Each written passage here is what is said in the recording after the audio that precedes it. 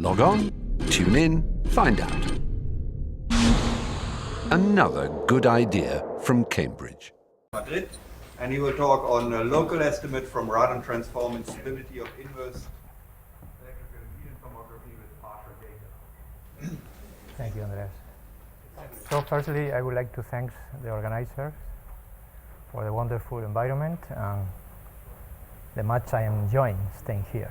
So really, I am enjoying. Thank you very much. Oh, sure. Maybe this. No, it does work. It doesn't work. It makes you record. It is just recording. Oh, that's for the recording. Oh, okay. I will talk louder. So my talk is has two ingredients. One is main estimate, which is a local estimate from radon transform, and then we will see in the second part of the talk how we can use it to get an stability estimate for the electrical impedance tomography inverse problem with partial data. This is a joint work with Pedro Caro from the University of Helsinki and David Dos Santos from Paris 13. So as I said, the purpose of this talk is to address the following point. The first one is to prove a kind of a local control of the L infinity norms of f functions by its local radon transform data. This should be, as we will see later, a quantitative version of what I will explain why of Helgason-Holmgren theorem, and the proof was inspired by previous work on the local Calderón problem by the Gans of the four and Bowman, some works of Bowman, Hormander. So this is Dos Santos, Kenisios, Strangulman. This is the gang of the four. And in the second part, I will try to use the above estimate to prove the stability of Calderón inverse problem in the two contexts. One is the context of the local data by Burkheim and Gullman, and the second one by Kenisios, Strang, and Ullman. So, as Adrian told me, this is not the right question to ask from the point of view of numerics, but anyway, don't worry. I will not give the right answer neither. So, and from the point of view of theoretical things, I think it's an interesting question. So let's talk about some previous results about stability. Just to short down the list, I just talk about previous results on stability, and then I take the chance to make some self-propaganda.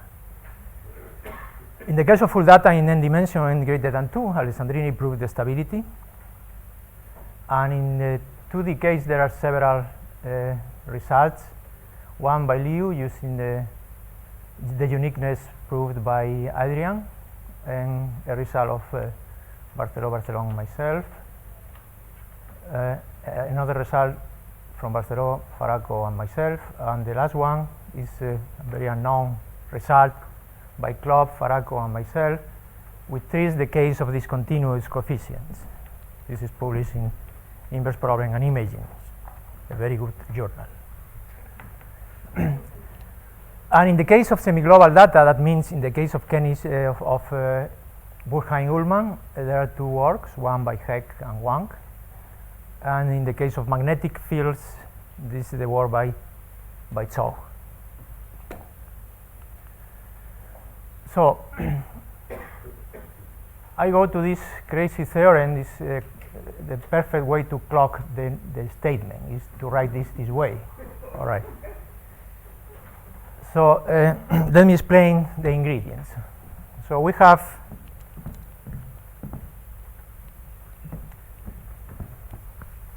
information about the radon transform, which is given local information. So this is the set. Here is the set. This is an interval, and this is a sector around the unitary vector W naught. So what we have is something like this. This is the directions, W naught, right? And you have an angle which roughly is like beta. So this is the angle beta, right? And then you take the orthogonal plane to these directions, right? The orthogonal should be in this cone. So you have several planes like this, right? So that measures, beta is more or less the sign of the angle, right? From W naught to W. And now we can move the distance to the reference point. The reference point is this one. So we allow these planes to move a little bit parallel to themselves, right, in the direction. So we change the distance, so we get something. Let me point better in a 2D image, a 2D figure. Let me see. So what you have is Fourier transform. You have the point, right, and then you have these directions. So you take planes which are normal to these directions, and then you move this a little bit. So you have the information, right, in this set of points in the variable of the Radon transform. Well, the question is that we know how to control the Radon transform in L1 norm on these sectors across the interval, and we want to control the L infinity norm of the function itself in some boundary around the point y naught. And this is the estimate we get. So this depends on some a priori constant that I will tell in the next slide, and a logarithmic dependency on the L1 norm of the Radon transform. So to be more precise, because in stability, I will let you know. So let me be more precise. When you go to stability, you have to control every parameter that shows up, and you never expect they show us where and when. So A lambda is just restriction of global lambda Holder functions to some compact. You give the compact, right, and you restrict your Helder continuous function of parameter lambda to that compact. This allows us to treat later conductivities which don't vanish on the boundary. That's the point, to set this kind of strange space. So the size of the open set is actually a ball. When we get back the informations, is given by this function here. And beta, remember, is the angle of the cone, right? And the dependency depends on this angle, and alpha is the distance where we can go far away from y naught, as far as we can go from y naught. So this is the result, and the LQ naught is this the kind of the Helder function for these restrictions, right? M is the maximum of the number 1, and the infinity norm of Q a priori. So we assume a priori some regularity on the function Q, and we obtain this control. This is an a priori control. The constant depends strongly on the a priori constants, and we get that the log is going to infinity. So when this is small, the Radon transform is small in this neighborhood, we go to 0. This is an stability estimate. So let me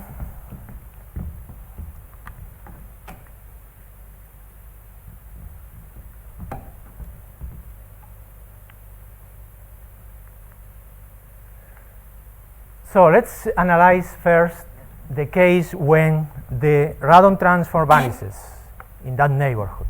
In that case, the estimate which says that the function q should be 0 in the neighborhood of G, what says is the following, two things. We can prove that in two steps. First is a microlocal Helgason theorem that says that if the radon transform vanishes in a neighborhood of a point on the sphere cross the interval, then the analytic wavefront set of the potential should be 0 at that point. That's a microlocal version of Helgason theorems. This is the first step. The second step is we use a microlocal Holmgren theorem that says that if you take a point on the support of a function, so this is the support of the function, you take y naught here, and this is the point of the support, right? And you take the normal, or let's say the direction of some supporting plane of the support, then this point should be in the analytic wavefront set. So there are reasons to call that Holmgren, microlocal Holmgren theorems, but I am not going into that now. All right. So these two things together, right, is a contradiction. So there is no point like that. Q should be identically 0. So that's the proof of the theorem in the vanishing case. All right. So this is the proof. And then I am going to do is to follow these same steps in the case of stability. So the first thing is to write a qualitative microlocal Helgason theorems. And this is done because the analytic wavefront set of U is characterized by some exponential decay of the wave packet transform, or so-called Sigal-Barman or FBI, several names, even Gauss, Fourier-Gauss transform, right? FBI or Fourier-Gauss. So, okay, so the wave packet transform is just the actions for a distribution, compacted support distribution, the action on these complex Gaussians, right? So just take the action of that. And the outcoming variable is just the complex Cn variable zeta. All right, this is the definition.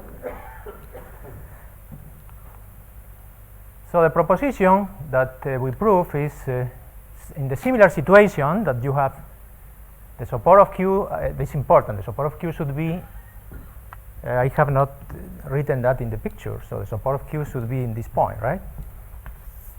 So the support of Q should be on one side of the supporting plane. That's one of the ingredients in all our theorems. I should not point it out, but let me do it now.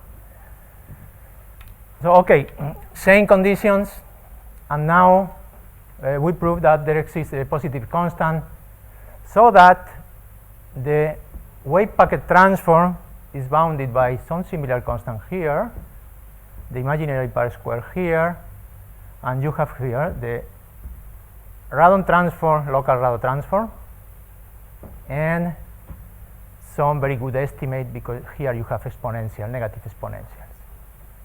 I should say that T depends on the wave packets depend on the constant Planck, right, H, which is going to be a very small number, right? So there is a dependency in all the T transform on H, right, the semi-classical parameter.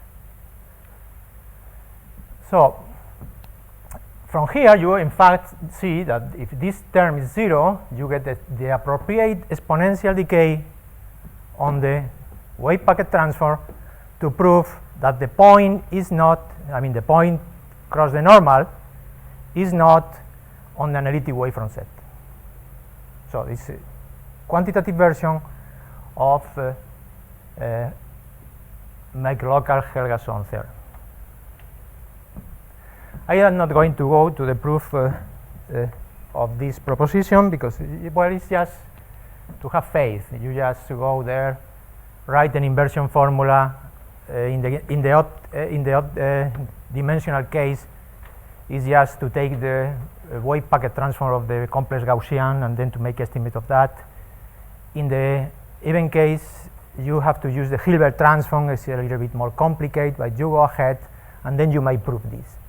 So from here you go from the Radon transform, from the local Radon transform, to some interval in Cn here, but this is not completely satisfactory in the sense that you have to require, well, the point psi, the real part of psi should be less than the half of the size in the I variable here, right?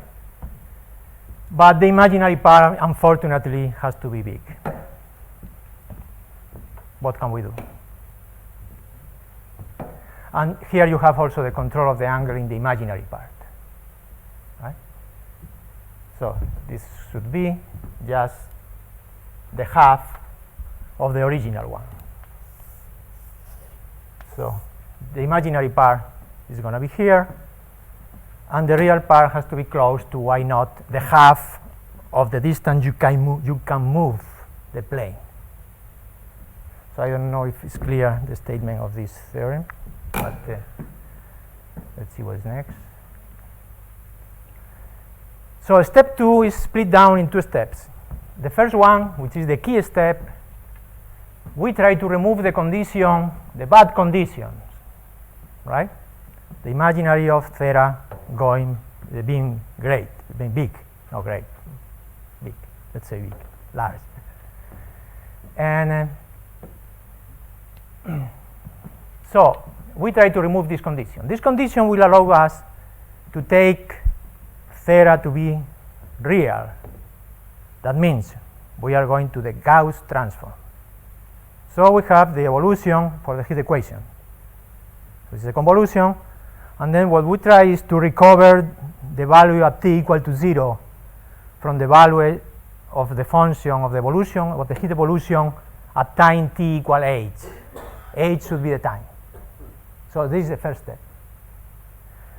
Our second step is now, once that we have the evolution in time of the initial data Q, try to recover an estimate for the backward initial value problem in the heat equations.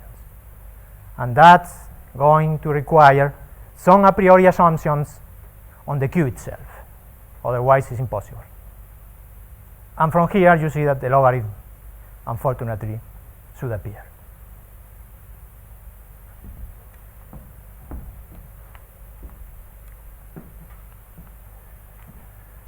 So the proposition is just what I want to do.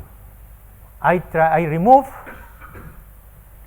the smallness of the imaginary part, and I go to this interval, right?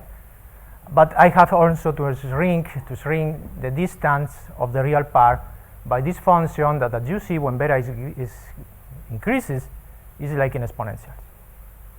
So you have to shrink a lot in order to do that. And then you have to do that, you have to choose the semi-classical parameter to be a function of the aperture, not the aperture, it's just the displacement alpha and the log of the a priori norm of the norm of the Radon transform, local norm of the Radon transform. So you have to fix the Planck constant. Well, this is the key proposition, going from big values of the imaginary part to a boundary of 0.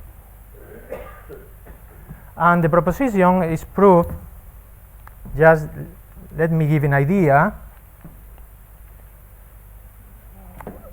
by taking some estimate of the wave packet transform, which I call K1, which is just the trivial one, right? The wave packet transform, you put here the imaginary part is bounded, right? And the Q infinity. Another estimate K2, which says that when you are in these regions, W this signed, since the support of Q is on one side of the hyperplane, you can gain these negative things here, a negative exponential of that type. And the third one is just the estimate we prove for the big values of gamma. So these three estimates, I want then to put them together to obtain an estimate of the wave packet transform when the imaginary part is close to 0. And then the tool is just the maximum principle. So it's just this lemma about subharmonic functions, which says that if you have an harmonic function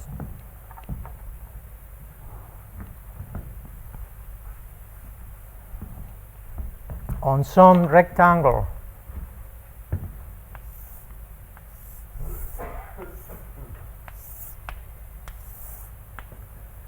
let's say this is A, this is minus A, this is B, this is minus B, and something bigger here.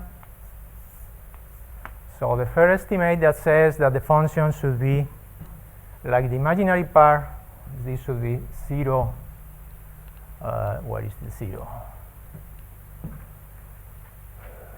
Okay. For this part here, you have a negative bound, right? The function should be 0, is less than the minimum of, so if the real part is positive, you go the wrong way. Is this one like this? I don't know if this now is here or the other way. Which way is? So this is less than 0 here, and like the imaginary part, right, in the other side, right? Yeah, the real part, I mean. Okay? If you have that thing, then immediately, well, not immediately, you have to work with a barrier. So then the function should be bounded in a smaller region given by these constants, right? Here, somewhere here, must be less than this negative number, given again by the exponential when A is big and B is small. All right? So, Just from that, X is smaller than minus 2A squared for right. getting in R. Yeah.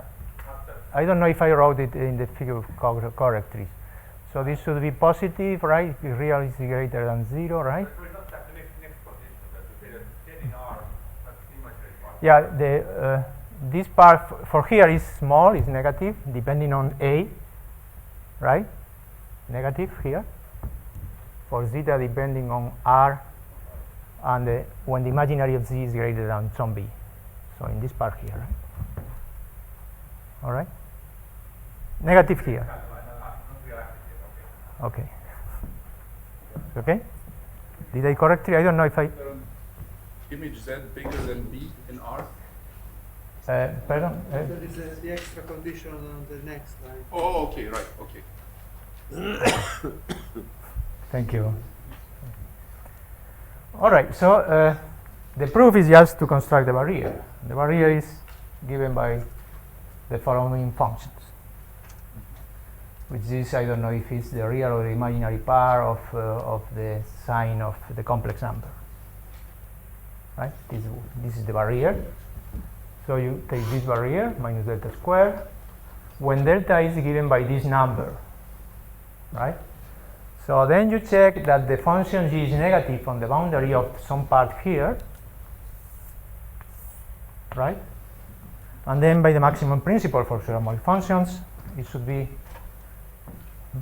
when you restrict to the half of this, to the delta over 2, which is set here,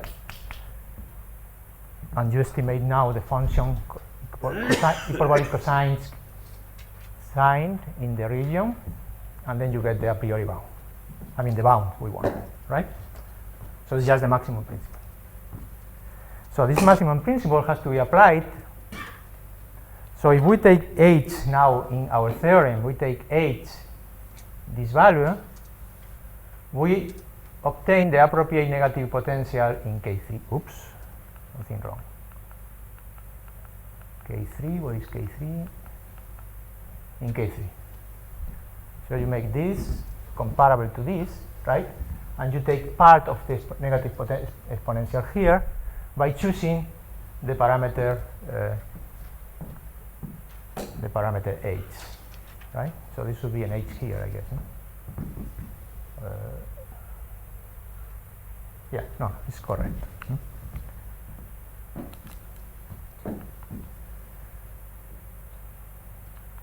So, and then you reduce to a variable, to a complex variable, by writing properly your R2n variable in this way. All right, so this is a complex number, right? Complex number, and W, both real and imaginary part of W should be orthogonal to W naught. And the function you choose is just your transform, logarithm of your transform multiplied by 2h, and this harmonic function, right? So you apply the theorem to this, the lemma to these functions in the rectangle given by the a and b, these values, and then you get the estimate. So that's the key point. And for the backward estimate, you just use, it's not difficult to prove, just that you can, if a priori the functions is in a lambda, you may prove this estimate here, right?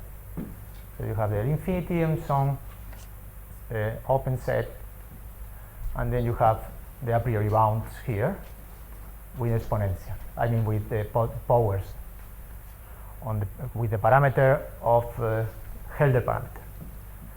But our choice of h is a logarithm of the inverse, I mean it's the inverse of the logarithm of the Radon transform.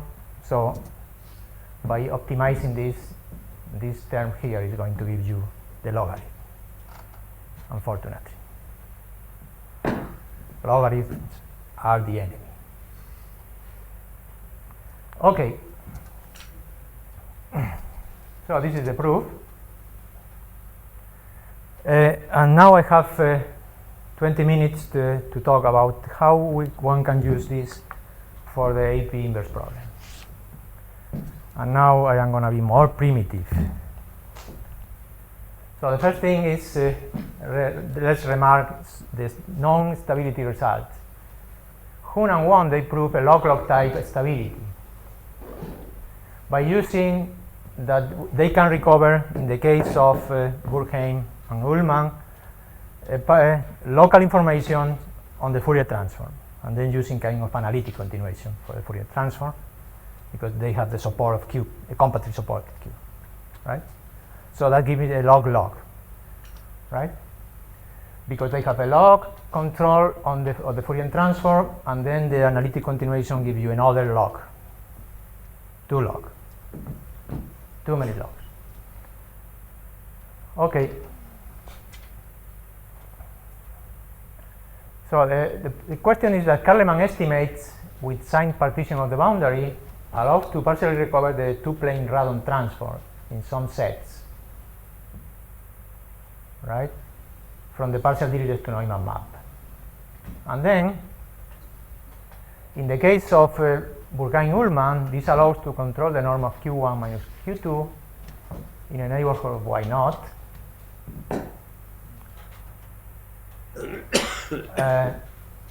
In this case, the part that going, so this is the part that is going from the local Dirichlet to Neumann map to the Radon transform. And then I will use the lemma I proved to going from the Radon transform to the L infinity norm of Q. All right. So in this part, in the case of Durkheim-Ullmann, we can recover the Radon transform at infinity distance, right, of the point Y naught, right, up for some point Y naught, which is at the boundary of the support of Q. So from here and the lemma, you get the whole domain, L infinity norm of the whole domain. So now let me see, I have something. Now let me see if I can deal with this. How should I get out of here? Escape. Escape. Don't. Where can I escape? Escape. Here.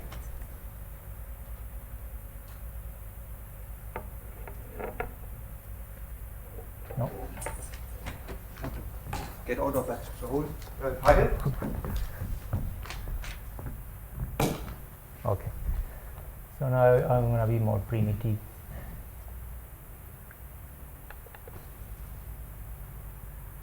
So this is the second part. Let me see. Yeah. Okay. So let me state the problem for the local data. There are two versions. Assume that the support of Q, I mean the domain omega is given like some p naughts. This is the domains. And we take the Dirichlet to Neumann map. In the case of Burkheim-Ullmann, you illuminate this from the infinity, I mean from the sunlight, in some directions, right? So you get the illuminated regions, which boundary is given by something like this, right? This is the illuminated region. I'm gonna call the front, right, of omega. Is on the boundary, depending on direction psi.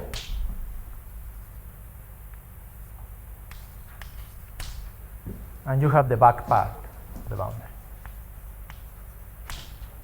All right? So you assume that you give functions in h1/2 of boundary of omega, and you take the Dirichlet to Neumann map. This is for the Laplacian plus Q equation, Schrödinger equation.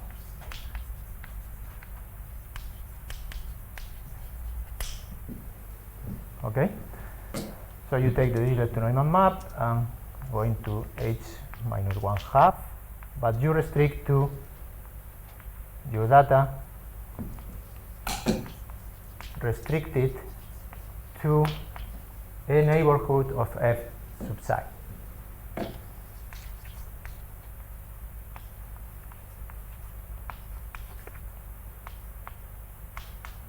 So you take a region a little bit bigger.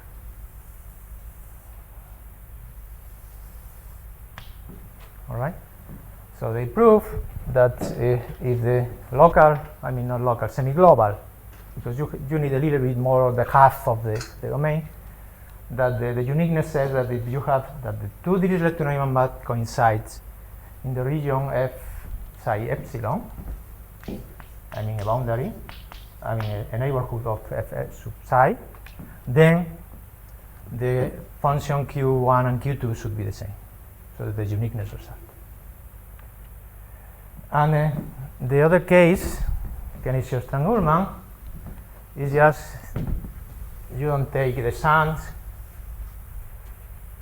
you have to protect of the sun. So you take a light here in some point x naught, you take your p naught again,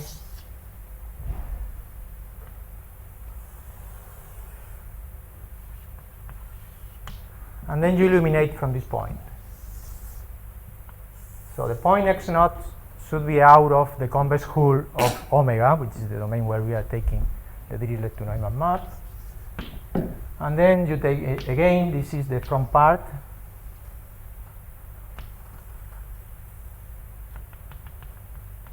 Right?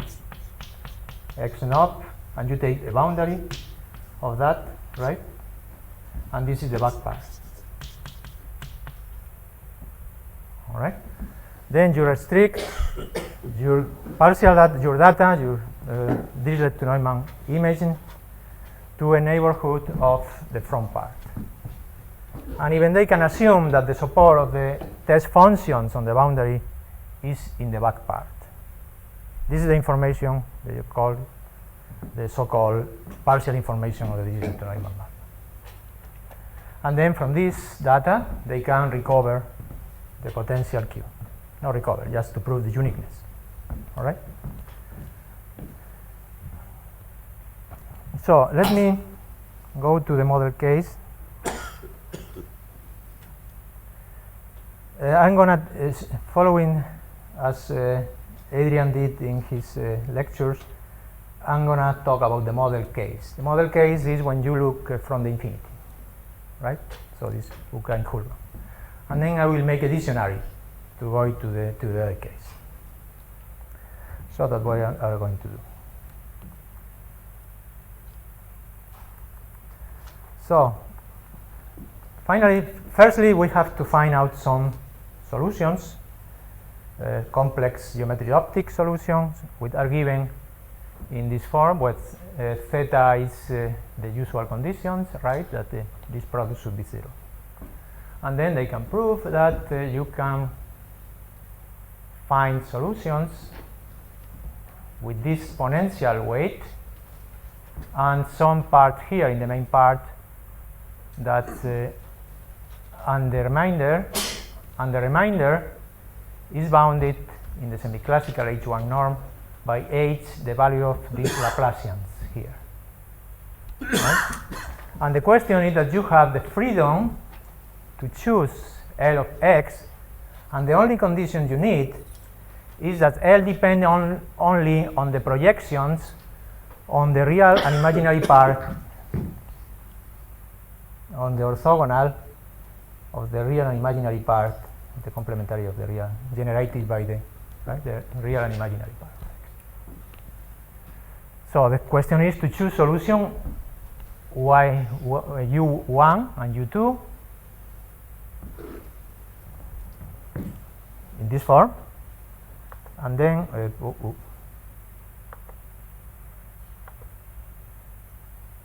sorry. And then for the second one, you solve the initial value problem. I mean, you solve the Dirichlet problem for the first one, right? And then take the difference of U1 minus U2. Okay? So now, this U satisfies the fact that you have a non-homogeneous equation here, right, with U2 here, right? But the data are 0. So you use green formula. Oh.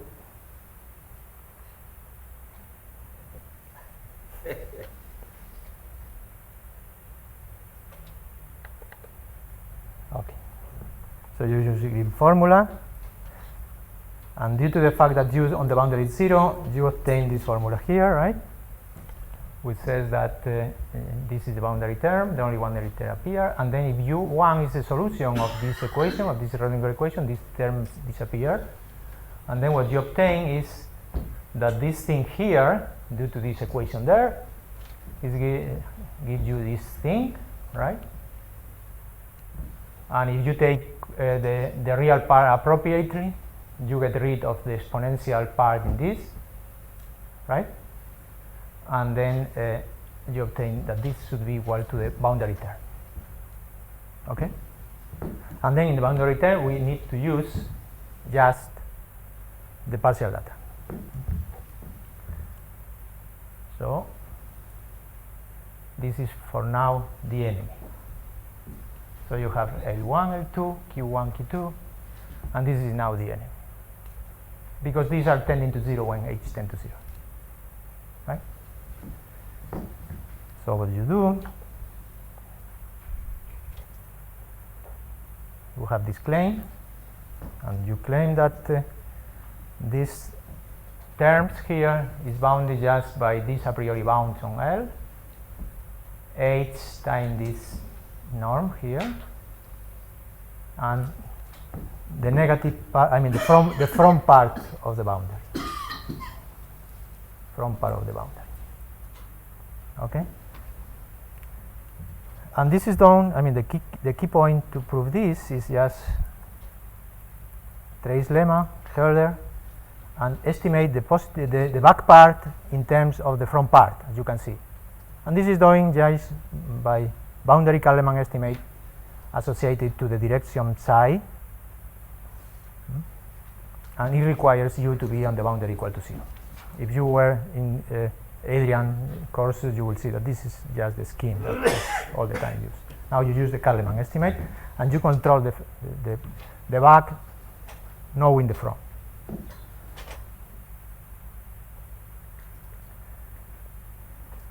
So we use the Dirichlet to Neumann map now because we are in the front part, right? And using again element by Guggenheim-Ullmann. And now we can summarize that in this thing. All right? So this is the estimate that we can summarize. So you have an h times the L infinity norm. So this would be some a priori bound. And here you have again exponential divided by h and the data. And now what you do is you take the freedom of L1 and L2 depending on the orthogonal variables to go to the Radon transform. So this product is just a function depending on the projection on the orthogonal, right, of x. So what you obtain is you can put this function here, choose appropriate coordinates, right, and you prove this estimate, and by duality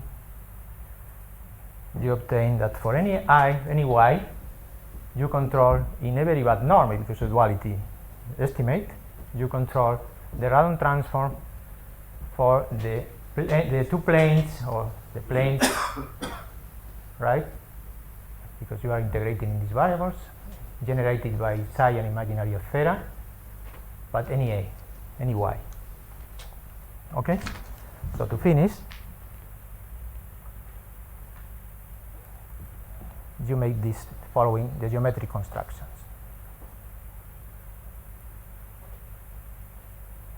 All right.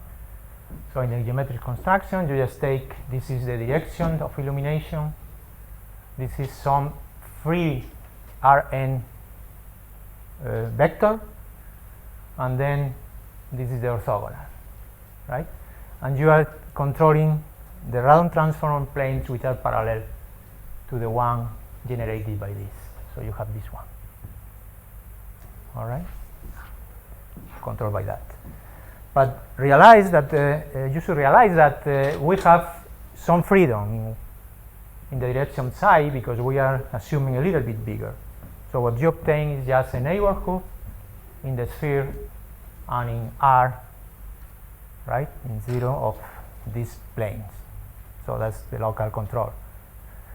In this case, it's not the local control because you have for any s, so you can translate all the planes as far as you want, and that's the point.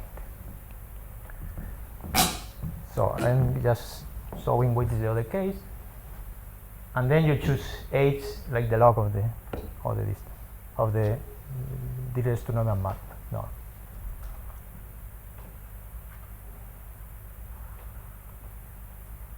So to finish, just let me throw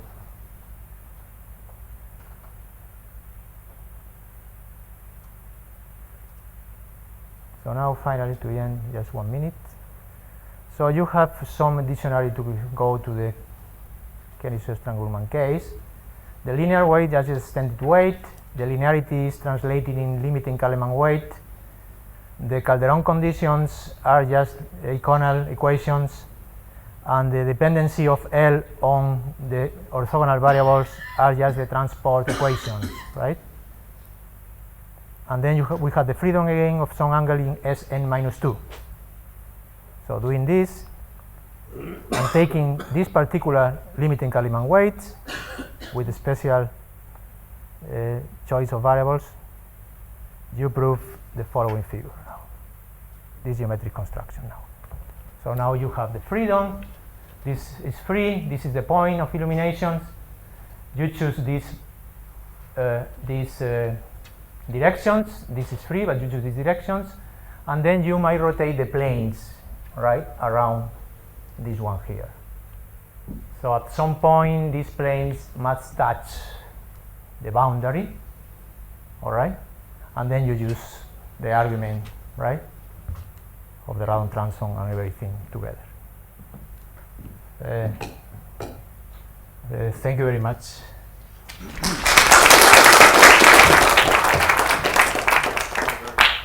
Other questions? Except Gunther. Except Gunther. He told me explicitly everybody could ask questions except Gunther. I don't know why, but Do you have a question, Gunther?